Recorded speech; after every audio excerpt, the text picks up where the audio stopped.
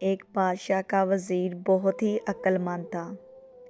اس کی ذہانت کی وجہ سے بادشاہ بھی اسے بہت پسند کرتا تھا، لیکن ایک دفعہ وزیر سے ایک غلطی ہو گئی۔ بادشاہ کو اس کی غلطی کا علم ہوا تو بادشاہ نے اس سے ساری جائیداد ضبط کر لی اور اسے قید خانے میں ڈال دیا۔ اس مصیبت میں وزیر کی وہ نیکیاں کام آئیں جو وہ اقتدار کے زمانے میں کرتا تھا۔ اقتدار کے زمانے میں وہ ہر ایک کی مدد کرنے کی کوشش کرتا تھا۔ یہی وجہ تھی کہ جب اس پر مصیبت پڑی تو سب نے اس کی بہت مدد کی۔ اس دوران جب وزیر قید میں تھا، پڑوسی ملک کے بادشاہ نے وزیر کو ایک خط بھیجا اور لکھا کہ ہمیں بہت افسوس ہے کہ تمہارے بادشاہ نے تمہاری وفاداری اور ایمانداری کے بدلے تمہیں قید میں ڈال دیا ہے۔ اگر تم چاہو تو ہم تمہاری مدد کر سکتے ہیں۔ تمہیں قید سے نکال کر اپنی ریاست میں اعلیٰ عہدہ دیں گے۔ وزیر نے خط پڑھ کر خط کی پشت پر جواب کچھ یوں لکھا: میں آپ کا شکر گزار ہوں کہ آپ نے مجھے یاد رکھا، لیکن میں آپ کی بات نہیں مان سکتا۔ اگرچہ مجھ پر مصیبت آن پڑی ہے، لیکن یہ جلد ہی ختم ہو جائے گی۔ اس مصیبت میں میں آپ کی بات مان کر اپنے ملک اور اپنے بادشاہ سے غداری نہیں کر سکتا۔ قیصر یہ خط لے کر اپنے ملک کی طرف روانہ ہو گیا۔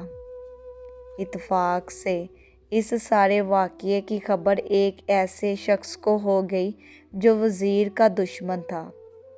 اس نے سوچا کہ بادشاہ کو یہ بات بتا کر وزیر کو سخت سزا دلواؤں۔ اس نے بادشاہ کو ساری بات بتا دی کہ وزیر پڑوسی ملک کے بادشاہ کے ساتھ ملا ہوا ہے اور آپ کے خلاف سازش کر رہا ہے۔ بادشاہ نے سوچا کہ اگر یہ بات سچ نکلی تو وہ وزیر کو سزائے موت دے گا۔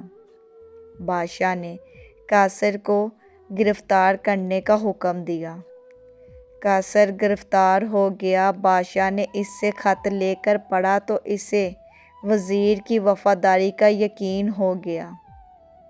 بادشاہ نے وزیر کو معاف کر دیا اور اسے دوبارہ اس کے عہدے پر فائز کر دیا۔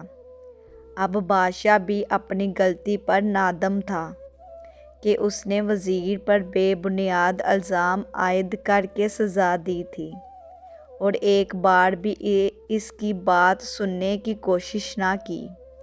جب بادشاہ نے اپنی غلطی کی تلافی کرنے کی کوشش کی تو وزیر نے کہا: بادشاہ سلامت، ہم اکثر غلطیاں کرتے ہیں۔ اپنی غلطی کو مان لینا اور اس کو دوبارہ نہ دہرانا ہی ذہانت ہے۔ میں نے ایک غلطی کی تھی، میں اس پر شرمندہ بھی تھا، لیکن میں نے اپنی غلطی تسلیم کرنے میں دیر کر دی۔ یہی بات میری سزا اور آپ کی ناراضگی کا سبب بنی۔ بہرحال نادم ہونے کی ضرورت نہیں، کیونکہ ایسا ہونا میری تقدیر میں لکھا تھا۔ ہم اپنی زندگی میں پیش آنے والے واقعات سے ہی تو سیکھتے ہیں۔ اس طرح وزیر نے ایک مرتبہ پھر اپنی ایمانداری اور ذہانت سے اپنا عہدہ حاصل کر لیا۔ اگر آپ کو میری یہ ویڈیو پسند آئے تو اسے لائک اور شیئر ضرور کیجیے گا۔